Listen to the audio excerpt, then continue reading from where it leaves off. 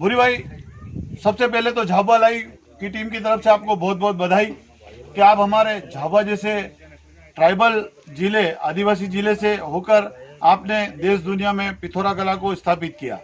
हम आपसे जानना चाहेंगे कि आपने इस कला को कैसे स्टार्ट किया, कब से किया और क्या क्या संघर्ष करना पड़ा आपको। मैं अपने जब शादी होती थी, त्यौहार आया था, जब त्यौहार आता था, शादी होती थी, तेरी माँ मेरी माँ थी, थोड़ा सा वो कहती थी बोले अपने घर की दीवारों को सजा लो और कुछ मिट्टी चित्र का वो बनवा लो। तो मुझे बचपन से ही शौक था, मैं कुछ ना कुछ बना ही लिया करती थी। कहीं पेड़ बनाया, कहीं तो घोड़ा बना लिया, जो भी मेरे अच्छा ही लगा, मेरे मन में आया। और ऐसे करते करते फिर मैं थोड़ी सी अच्छे मतलब 8-10 साल की हो गई। तो मेरी माँ बहुत ही ऐसा मतलब घर में न खाने को मिलता था, न खेती में धान पकता था, ना मक्का, ना कुछ भी नहीं। खूब पानी गिरता था, पूरा धान मान जो भी बोते थे वो गल जाता था। तो हम दोनों बहनें मजदूरी करने के लिए निकल जाती थी, लोगों के खेतों में निदाई के लिए, कटाई के लिए। तो दोनों बहनें 2 रुपये कमा के लाती थी। फिर हमने थोड़ा सा मतलब हमको ये मिला 1 रुपये में क्या होता है। फिर अब हम दोनों बहनें जंगल में जाती थी लकड़ी काट के, और दाहोद ज़िले में दाहोद में जाके और लकड़ी बेच के फिर घर आती। तो हम दोनों बहनों ने बहुत लड़कों की तरह हमने दोनों बहनों ने कमाया 1-1, 2-2 रुपये। फिर दोनों बहनों की शादी हो गई, मेरी शादी हो गई। मेरा पति भोपाल में ले गया मजदूरी करवाने की, तो मैं मजदूरी करने गई।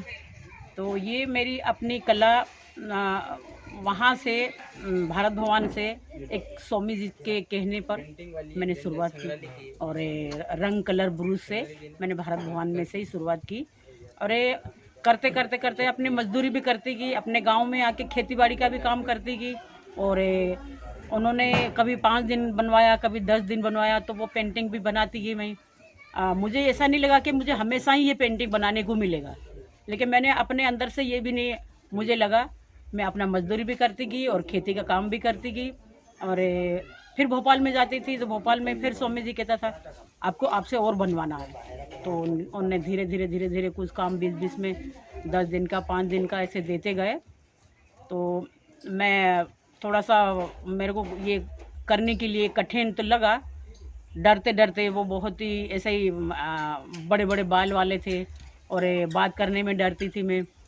कला उन्होंने एक बार कला करवाई, दूसरी बार आया तब मेरे को हौसला मिला कि चलो कुछ तो मेरी कला में कुछ है, उनको समझ में आता होगा कैसे वो क्या करना है।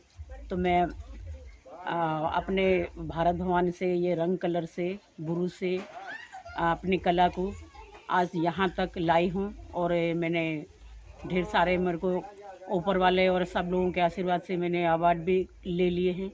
और ये ऐसे मेरे को अंदर से लगता था कि मेरे को ये बड़ा अवार्ड बोलते हैं, पद्मश्री अवार्ड बोलते हैं। सुनती थी कलाकार कलाकार कहीं जाती थी या कई लोग बोलते हैं, तो मैंने कहा कहाँ मेरी किस्मत में, और अभी मेरे को कहाँ से मिलेंगे, मैं कुछ सोचती नहीं थी। लेकिन जब मिला तब मुझे पता चला कि मुझे पद्मश्री मिली।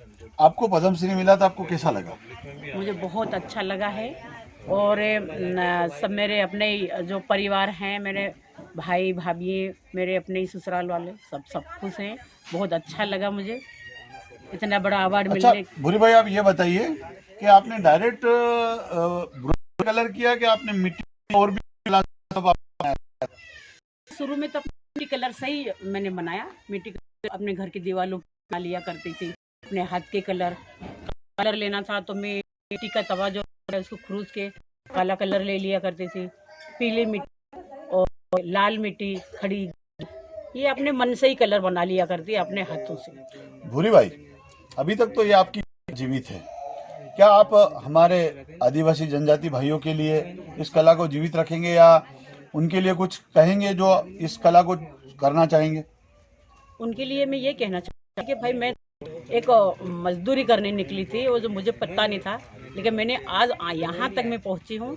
तो मेरे अपने परिवार में, अपने समाज में और भी समाज के और भी कलाकारों को मैं ये कहना चाहूँगी कि कला ऐसी चीज़ है कि अपन को जहाँ जो जगह नहीं देखते हैं वो जगह दिखाती है। वो अपनी कला लेके अपन को चलती है, रास्ता आगे दिखाती है।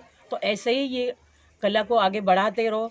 और मैं सबको बांटना चाहती हूँ, जिसको भी जो सीखने का मौका दूंगी मैं कि मेरे साथ आके सीखे और उनको सिखाऊं, मैं उनको बताऊं, उनको समझाऊं और मुझे भी मेरी कला रहेगी और लोग बार बोलेंगे कि भूरी बाई से सीखे हैं तो मुझे बहुत अच्छा लगेगा। उनको भी मैं सिखाने चाहती हूँ, मेरी कला सबको बांटना चाहती हूँ, जिंदा रखेगा। भूरी भाई, ये पूरा झाबुआ जिला क्षेत्र है, जनजातीय क्षेत्र है, यहाँ के लोगों को आप क्या संदेश देना चाहेंगी पद्मश्री के मिलने के बाद?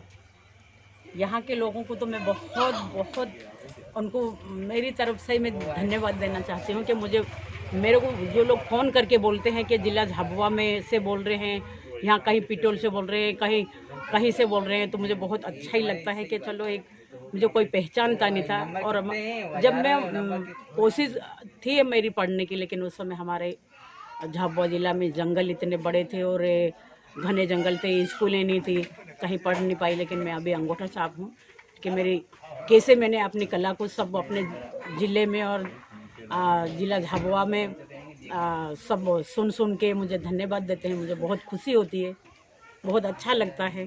तो यही मेरे लोगों को, सब आसपास वालों को, अपने ज़िला झाबुआ वालों को यही कहने चाहूँगी। तो मुझे बहुत खुशी है, सब लोगों के आशीर्वाद मिल रहे हैं, बहुत बहुत खुश हूँ मैं। देखिए भूरी भाई ने कितना सहर्ष स्वीकार किया है। आज हमारे जनजातीय क्षेत्र की सेलिब्रिटी, मतलब एक हस्ती है, जहाँ किसी सेलिब्रिटी को कोई मतलब अवार्ड या सम्मान मिलता है, वो गौरवान्वित महसूस करते हैं और अपने आप में एक घमंड टाइप का होता है। पर एक भूरी भाई, एक साधारण सी महिला, इन्होंने सहर्ष स्वीकार किया है कि मैं अंगूठा छाप, और अंगूठा छाप होने के बाद, अशिक्षित होने के बाद भी मैं आज इस स्तर पे पहुंची हूं और झाबुआ जिले के लोगों का प्यार और मध्य प्रदेश के जिलों के प्यार के लिए धन्यवाद अदा किया।